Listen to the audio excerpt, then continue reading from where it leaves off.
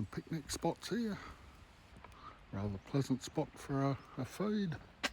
And of course, where are we? The free barbecues. On a system here, which is rather nice. And we will grab one of the maps.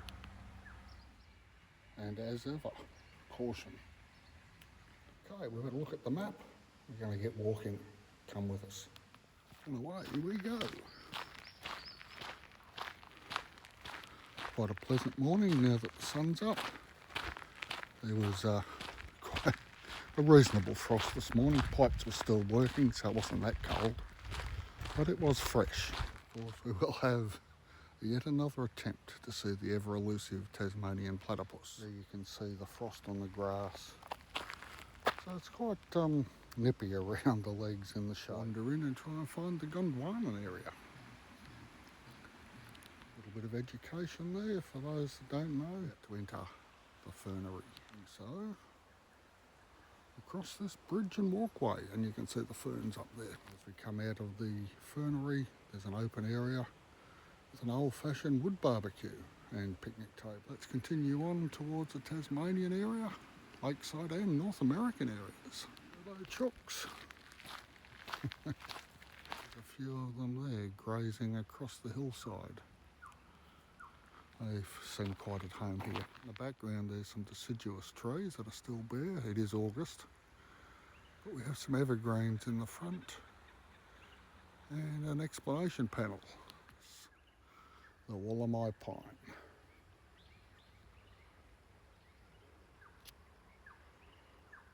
Not many examples of this, but very ancient tree. Quite a pleasant stand of them there. They go back to the time of the dinosaurs and beyond, I believe.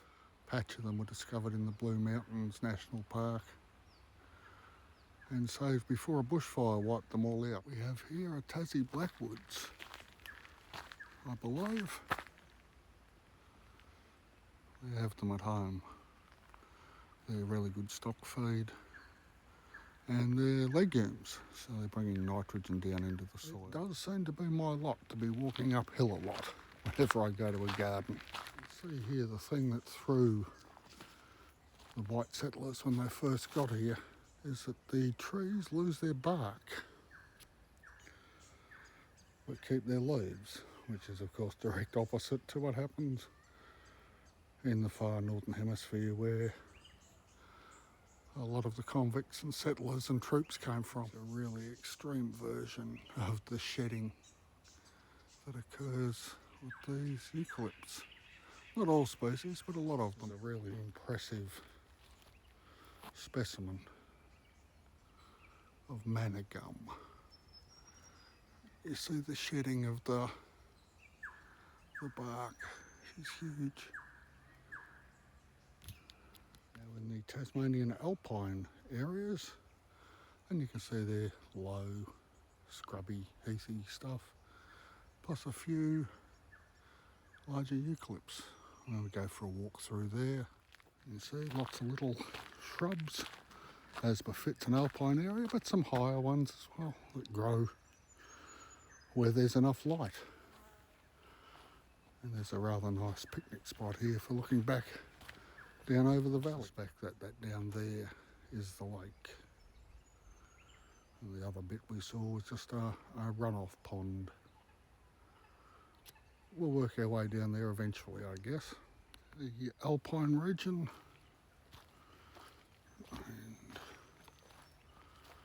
And what have we got down here? A wallaby in there. There he goes. Gone. I don't know if you can hear the birds going off again, but they are. So we've got lots of different geology in Tassie. The vegetation matches the geology, funnily enough. That happens everywhere. Region, we have the Tasmanian rainforest collection. Now, Tasmanian rainforest is a cool, temperate rainforest. Nothing at all like your far north Queensland all the way through to Indonesia, Malaysia, Vietnam, those sorts of places. Certainly not like the Amazon. about to wander up that way, but the nature trail is closed due to storm damage and repairs will take some time. I guess we'll continue with the main road down towards the lake. Sunlight on the valley. Very green this morning. Tells you a little bit about the history. Used to be a tramway from Barrington up to probably Devonport, I suspect, but I'll look into that. No, it was to Don, which is sort of on the edge of Devonport nowadays, but was a separate village back in the day. There's really quite some pleasant vistas here, particularly as the sun hits the frosts on the hill and turns them into dew. They seem to glisten in the sunlight. Just when I was starting to feel the call of nature, we have a unisex composting toilet. Let's go and have a look. Pleasant little cubby house. But we'll go in because it's green and no one's in there. Almost too nice a room, really. Very pleasant. There you go.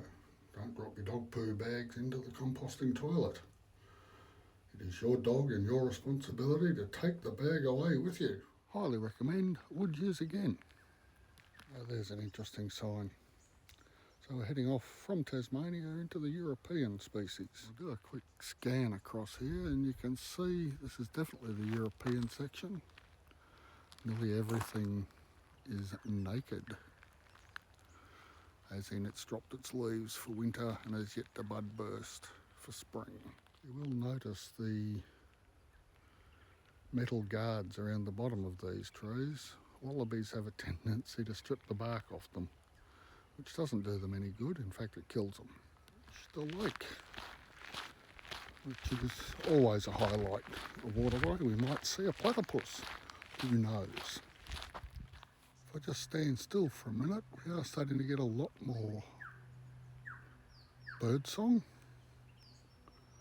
which is not unpleasant. And getting closer to the lake. There's the lake in all its glory. It covers a fair amount of space as well, which is nice. At the lake, we're off to have a look at New Zealand plants. A few deciduous species there as we come on down.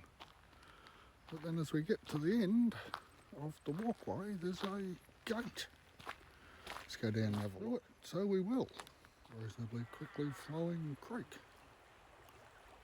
Here we are across the bridge. Actually, it's catching quite a lot of the sun, so it is quite warm at the moment. So those guards around the trees are also to protect from rabbits. You can see there's a few scats there. May well be taking things to extreme. But let's have a look inside. Whoop. Not eaten by rabbits.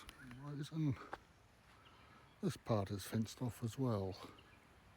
But of course the gate's open, so whatever they're fencing off, they don't need to keep out anymore. Let's see if we can find somewhere to have a sit for a minute with a nice limestone outcropping there. Really quite impressive. Handy stumps for a sit and a bit of a contemplate and have a bit of a chocolate bar. So far it's been quite a pleasant walk. Very gentle, some interesting wildlife, some curious trees. I hope they're of interest to people that don't live in Tasmania. I've never seen a lot of them before. Certainly the turbo chooks are not going to be found elsewhere in the world.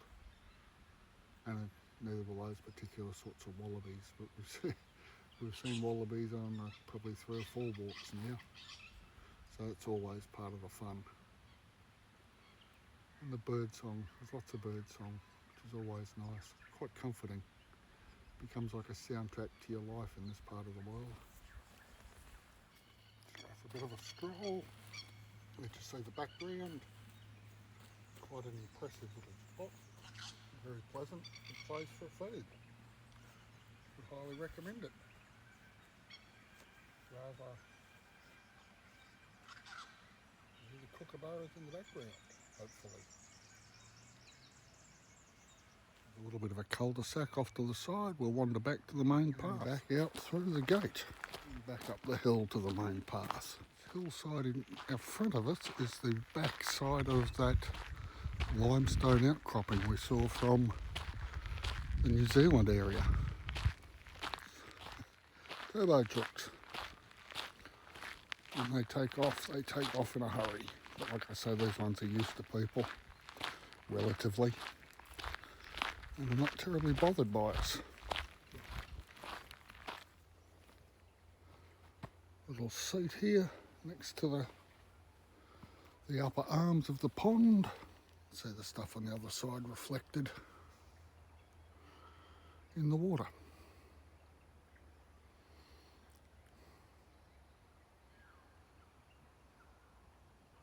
About 15 metres on from that little seat is the platypus viewing shed, hopefully. Observatory and bird hide. Gives you a view out onto the lake, with apparently not being seen by those on it. But if you look at the floor, there are birds that come in here to hide, literally. I did spend a bit of time in there, but no luck with the platypus today. We will get one eventually. Not to be confused with a turbo truck. There's a native duck. And on the other side, probably their mate. Getting back to where we started, by the looks of things. So quite a gentle but interesting walk. I believe there'd be coffees, but I've yet to see anywhere that would sell them. So let's just take our time and have a look. Mind you, there haven't been an awful lot of people around today either. So it may not be worth opening the kiosk. We'll have one last look around the place before we go.